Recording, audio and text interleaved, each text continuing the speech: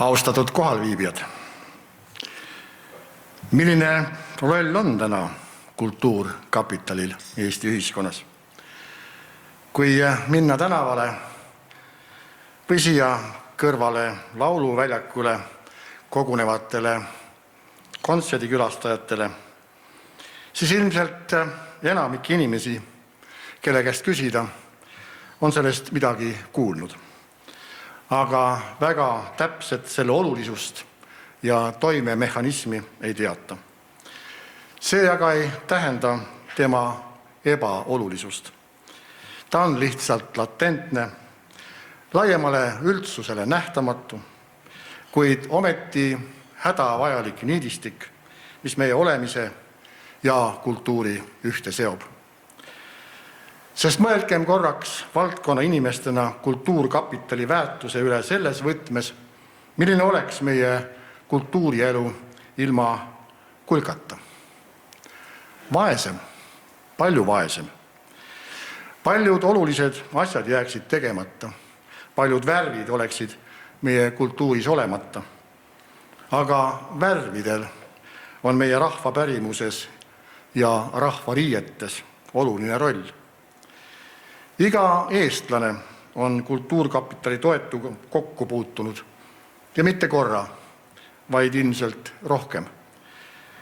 Ka siis, kui ta seda ise ei tea.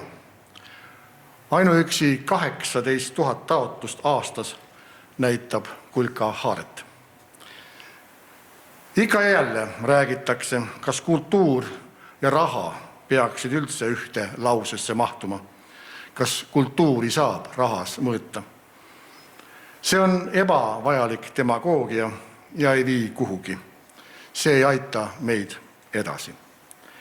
Palju olulisem on rääkida, mida me ühiskonnana väärtustame ja kas meie väärtused sõltuvad rahast.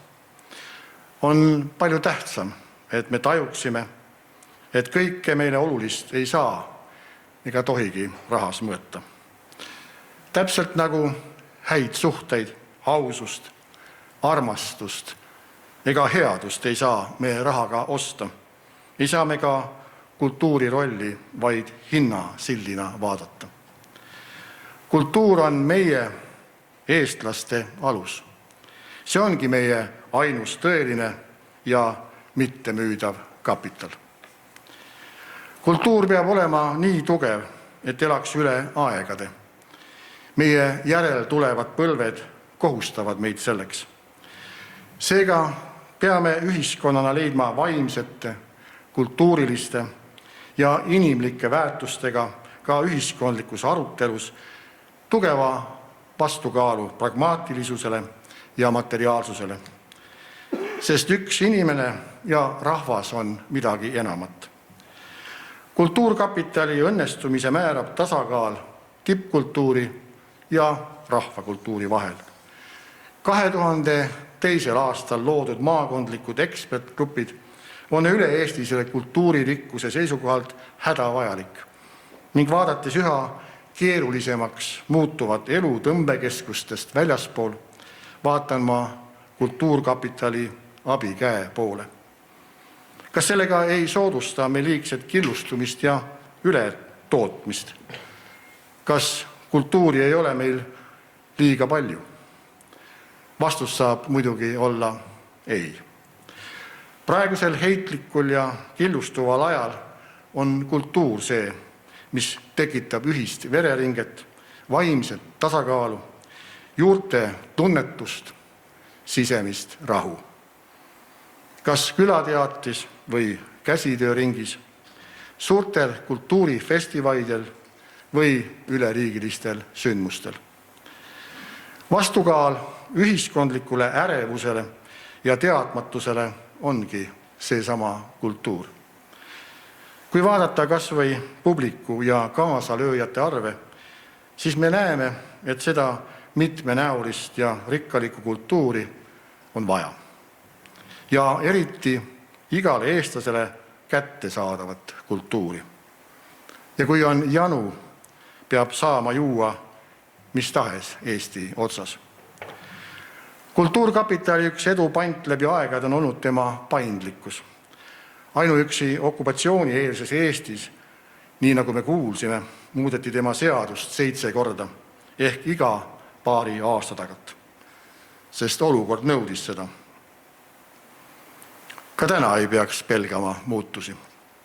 Näiteks kui okupatsioonieelsel ajal maksti kulka kaudu tol ajal väga haruldast nähtust nagu pension, siis vahest nüüd on tarvis maksta sotsiaalseid garantiisid või läbipõlenud loomeinimestele enda taastamiseks stipendiumi.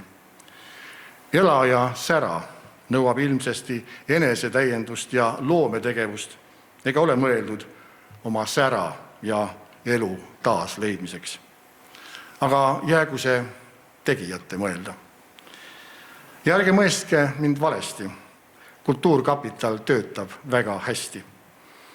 On hea, et erinevalt tema algusaegadest on Kultuurkapital täna poliitiliselt tõmbetuulest ja otsustest eemal valdkonna asjatundjate käes. Selline kultuuripoliitika lahusus on õige ja loob tasakaalu. Ja võib-olla võiks ka riiklike kultuuriobjektidele otsustada hoopis Kultuurkapitali nõukogu. Oleks see lahusus veelgi selgem. Poliitilisi kiusatusi ning hilisemaid vaidlusi ehk vähem ning kultuurivaldkonna võtmes või võimes oma vajadust ära tunda ei maksa küll kahelda. Ometi on üldises plaanis Kultuurkapitali ja riigi kultuurpoliitika praegune teineteist toetav ja arvestav koostoime meie praeguse kultuuripildi tugevad alustalad.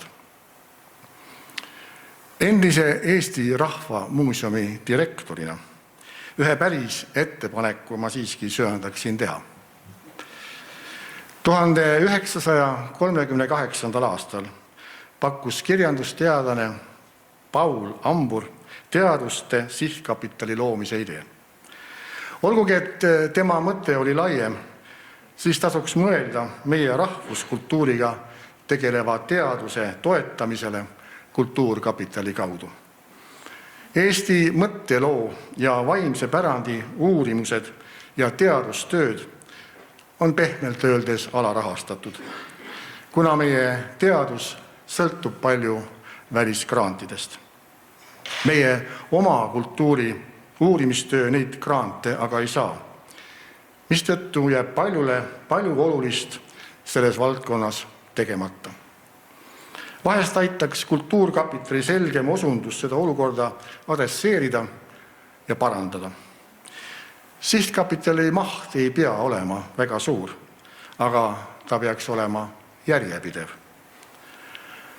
Lõpetuseks tänan kõiki, kes Kultuurkapitali taastamise, toimimisse ja arendamisse on panustanud, kes on teda hoidnud ja temasse uskunud, kes on varjatud Eesti vaimu niidistikule oma nõu ja jõuga abiks olnud. Palju jõudu ja edu Eesti Kultuurkapitalile järgmiseks 100 aastaks. Tänan!